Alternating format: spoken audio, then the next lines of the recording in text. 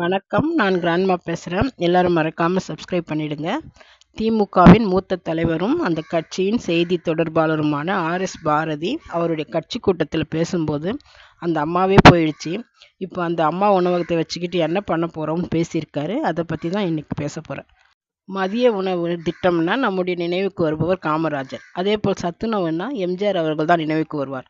அம்மா உணவகம் என்றாலே செல்வி ஜெயலலிதா அவர்கள் தான் நம் கண்முன்னே வருவார். அம்மா உணவகம் தொடங்கப்பட்ட போது செல்வி ஜெயலலிதா அவர்களே நேரில் வந்து தாய்மை உணர்வோடு எல்லோருக்கும் பரிமாறிட்டு அவங்களும் அங்கேயே சாப்பிட்டாங்க.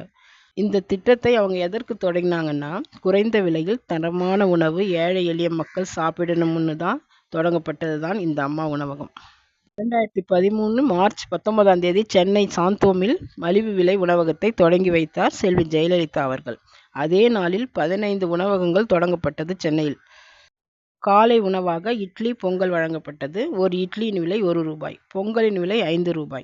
மதிய உணவாக சாம்பார் சாதம், தயிர் சாதம். சாம்பார் சாதத்தின் விலை ரூ. 5, தயிர் சாதம் ரூ. 3.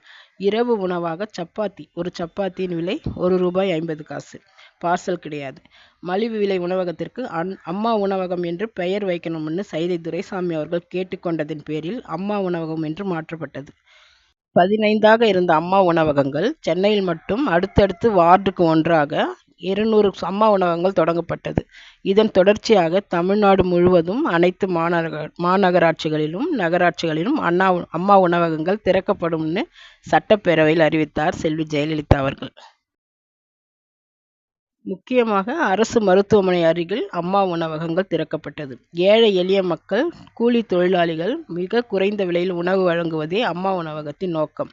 இந்தியாவிலேயே முதல் முறையாக தமிழ்நாட்டில்தான் குறைந்த விலையில் உணவு வழங்கும் திட்டம் தொடங்கியது.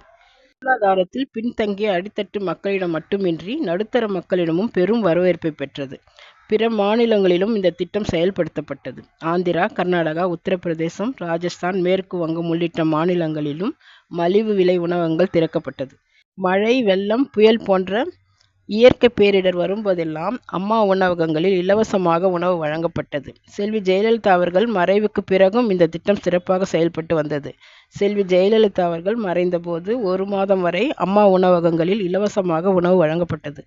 கொரோனா காலங்களில் வேலை இல்லாமல், வருமானம் இல்லாமல் இருந்த மக்களுக்கு சுமார் 8 மாதங்கள் இலவசமாக அம்மா உணவகங்களில் உணவு வழங்கினார் அப்போதைய முதல்வர் திரு எடப்பாடி பழனிசாமி அவர்கள்.